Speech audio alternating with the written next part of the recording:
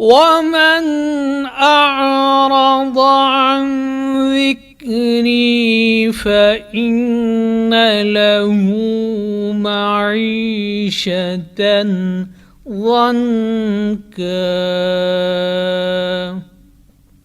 اسلامی مالیات ایک ایسا پروگرام جس میں آپ جان سکیں گے اسلامی مالیات کے اسرار و رموز، تاریخ، نظریہ اور عملی مسائل اور ان کا حل۔ اسلامی مالیات جناب محمد ایوب کے ساتھ، پروڈیوسر ندا نعیم، پیشکش رفا انسٹیٹیوٹ آف میڈیا سائنسز۔ بسم اللہ الرحمن الرحیم، الحمد للہ رب العالمین والصلاة والسلام علی رسول الکریم۔ معزز سامعین، آج ہم اسلامی مالیات نامی کتاب کے تعارفی پروگرام کے ساتھ پھر حاضر ہیں، اور آج کے پروگرام کا جو موضوع ہے وہ ہے شراکتی کاروبار، شراکت اور اس کی شکلیں اور اس کے اصول۔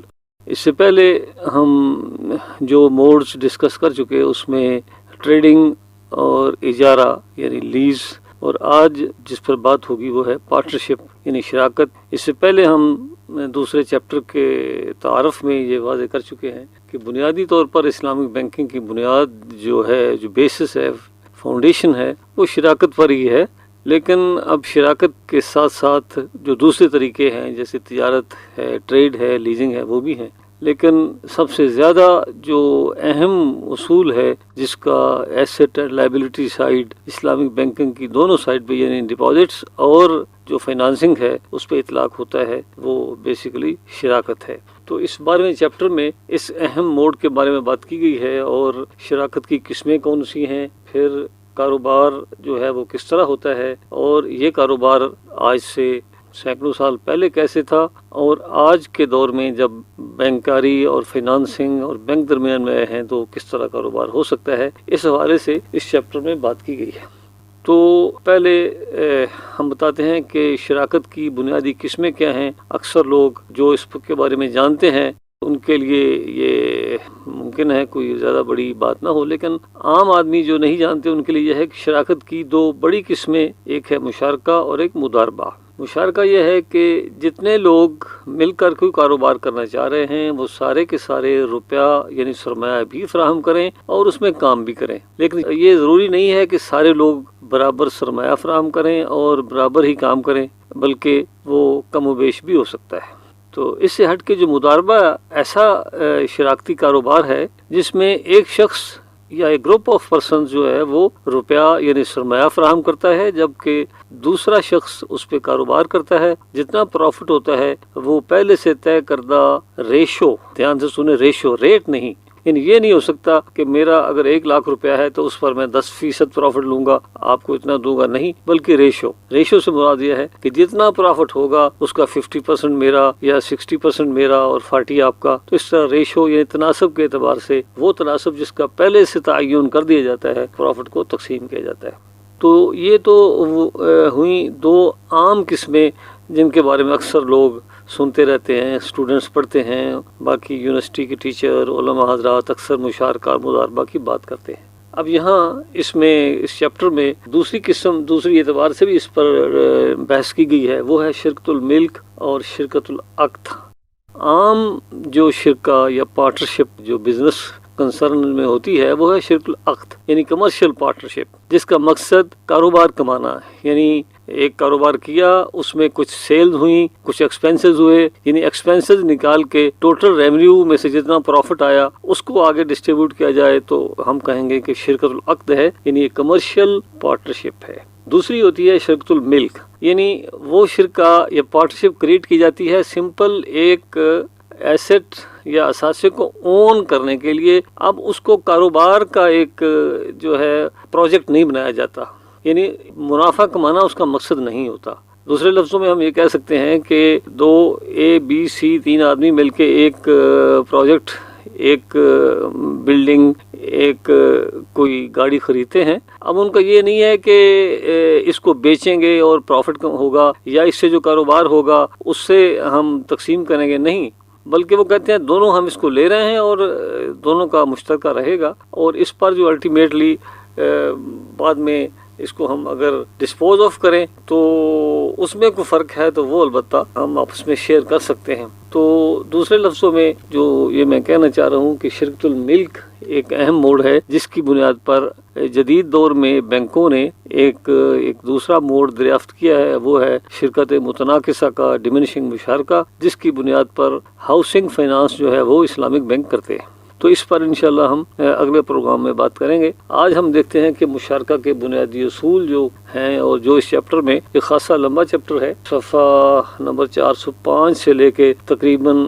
458 تک، یعنی اتنے 50 کے قریب صفحات ہیں، اور اتنی تفصیل سے جو بتانے کا مقصد بھی یہ ہے کہ آج کے دور میں کی اپلیکیشن کیسے ہوتی ہے۔ مثال کے طور پر یہ بھی بتایا گیا ہے کہ مضاربہ کے رول کے تحت جب بینک ڈپازٹ لیتے ہیں تو کس طرح وہ ڈپازیٹر کے درمیان پروفٹ کو شیئر کرتے ہیں۔ تو پہلے تو ہم اس میں تھوڑا سا ڈسکس کرتے ہیں کہ مشارکہ کے بنیادی اصول کیا ہیں۔ مشارکہ ہو یا مضاربہ ہو، سب سے اہم اصول اس میں یہ ہے کہ پروفٹ کی ڈسٹریبیوشن سارے حصہ دار اپنی مرضی سے، یعنی ایک دوسرے کے باہمی ایگریمنٹ سے، باہمی صلاح مشورے سے طے کر سکتے ہیں، اور وہ ریشو مختلف ہو سکتی ہے۔ یعنی پروفٹ میں 40 لیتا ہوں، دوسرا کوئی 30 لیتا ہے، اور تیسرا جو ہے وہ باقی 30 لیتا ہے۔ اچھا، اس میں یہ بھی ہو سکتا ہے کہ جو فائنانس میرا 50 ہے لیکن پروفٹ میرا 60 ہے، اس لیے کہ میں وہاں فائنانس کے علاوہ زیادہ ٹائم دیتا ہوں، یا کسی شخص کی ایکسپرٹیز زیادہ ہے۔ مثال کے طور پر ایک شخص ہے، وہ کہتا ہے جی پروفٹ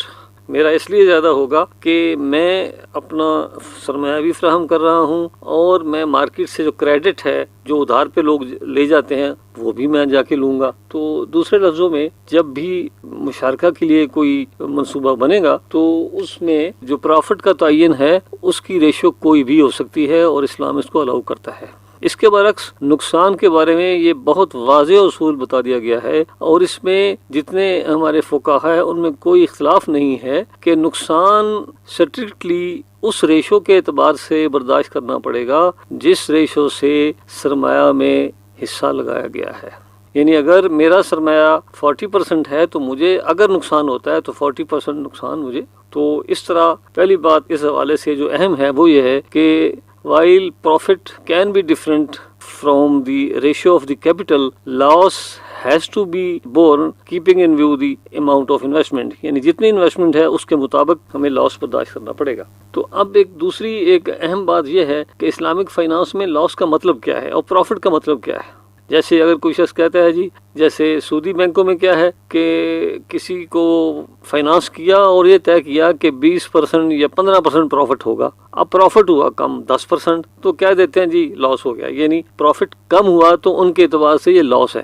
اسلامک فائنانس میں لاس یہ ہے کہ کیپٹل اتنا کم ہو جائے، اگر 1% بھی پروفٹ ہوا ہے تو پروفٹ ہوا ہے۔ لاس کا مطلب سمپل یہ ہے کہ اگر میں نے 1 ملین کیپٹل لگایا تھا تو جب سال کے بعد حساب کیا تو 1 ملین میرا انٹیکٹ نہیں رہا بلکہ وہ 9 لاکھ ہوا، تو ہم کہیں گے کہ 10% لاس ہو گیا۔ تو وہ لاس جو ہے وہ پیسے والے کو برداشت کرنا پڑے گا۔ جیسے میں نے بتایا کہ مضاربہ میں اگر بینک جو ہے وہ فائنانس پرووائڈ کرتا ہے اور 2 بندے مل کے کوئی کاروبار کر رہے ہیں اور اس میں نقصان ہوتا ہے، تو بینک کا نقصان یہ ہوگا کہ اس کا کیپٹل کم ہو جائے گا، اور جو بندہ یا جو پارٹی کاروبار کرے اس کا نقصان یہ ہوگا کہ اس 1 سال کا اس محنت کا اس کو کوئی ریوارڈ نہیں ملے گا۔ تو یہ ایک اہم اصول ہے جس کا میں سمجھتا تھا کہ ذکر کرنا ضروری ہے۔ اس کے علاوہ پروفٹ کے اعتبار سے ایک دوسری بات اہم یہ ہے کہ فائنانسر یا جو روپیہ فراہم کرنے والا بندہ کبھی یہ نہیں کہہ سکتا جی مجھے انویسٹمنٹ کے اعتبار سے فکس اماؤنٹ چاہیے کہ میری انویسٹمنٹ 1 لاکھ یا 1 ملین ہے، مجھے 10,000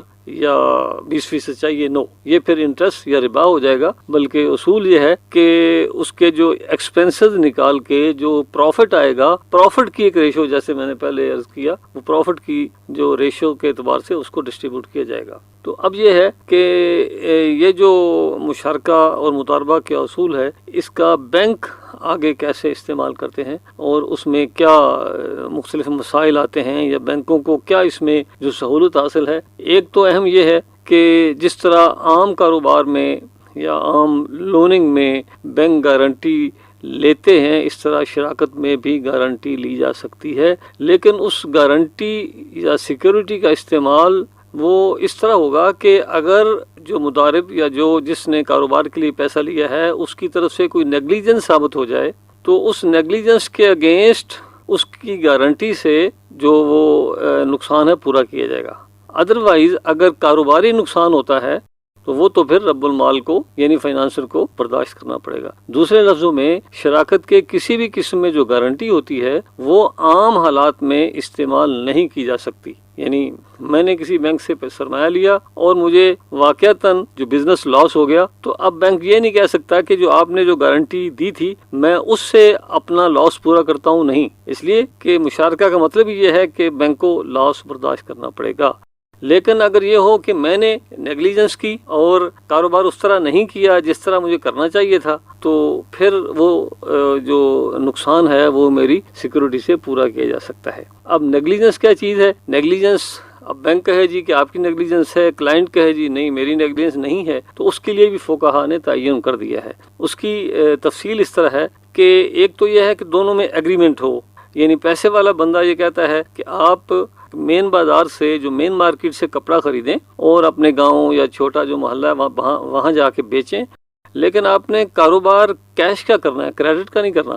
اور اگر آپ نے کریڈٹ کا کاروبار کیا اور ڈیفالٹ ہوا تو آپ ذمہ دار ہوں گے. اب اگر میں نے وہ کاروبار کریڈٹ کا کیا اور نقصان ہوا تو مطلب یہ ہوگا کہ وہ نقصان میری وجہ سے ہوا اور مجھے برداشت کرنا پڑے گا. یہ ایک نیگلیجنس ہے، اس کی ایک مثال ہے. دوسرا یہ ہے کہ وہ جو عرف میں عام حالات میں ہم کہتے ہیں عرف میں ایک احتیاط ہونی چاہیے.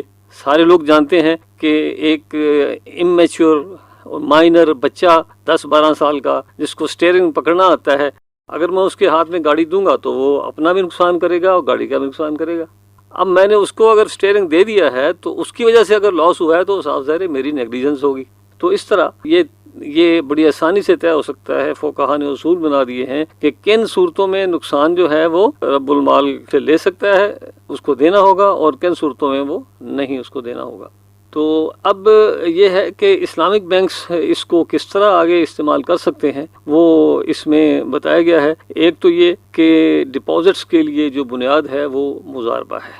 دوسرے لفظوں میں بینک لوگوں سے جو ڈپازٹس لیتے ہیں سوائے کرنٹ اکاؤنٹ کے، باقی انویسٹمنٹ اکاؤنٹ، ٹرم ڈپازٹ جتنے ہیں ان کی بنیاد عام طور پر مضاربہ ہوتی ہے. مضاربہ کا مطلب یہ ہے کہ سارے ڈپازٹ ہولڈر کا جو جتنا سرمایہ ہے وہ پول میں جمع ہوتا ہے، اس پول سے بینک کاروبار کرتا ہے اور جتنا پروفٹ ہوتا ہے اس میں تقسیم ہوتا ہے. اسی طرح مشارکہ میں بھی اس پر کافی بہت سارا کاروبار ہوتا ہے فائنانسنگ کی صورت میں، لیکن یہ ایک انفارچونیٹ صورتحال اب یہ ہے کہ اسلامک بینک مشارکہ کی بنیاد پر کم سے کم فائنانسنگ کر رہے ہیں. اس کی بہت ساری وجوہات ہیں جن کا ذکر اس کتاب میں کیا گیا ہے. اس کے ساتھ ہی آج کے اس پروگرام کا وقت ختم ہوا. انشاءاللہ مشارکہ کی یہ دوسری قسم ڈیمینشنگ مشارکہ جیسے میں نے ذکر کیا، اس کا ذکر ہم انشاءاللہ اگلے پروگرام میں کریں گے.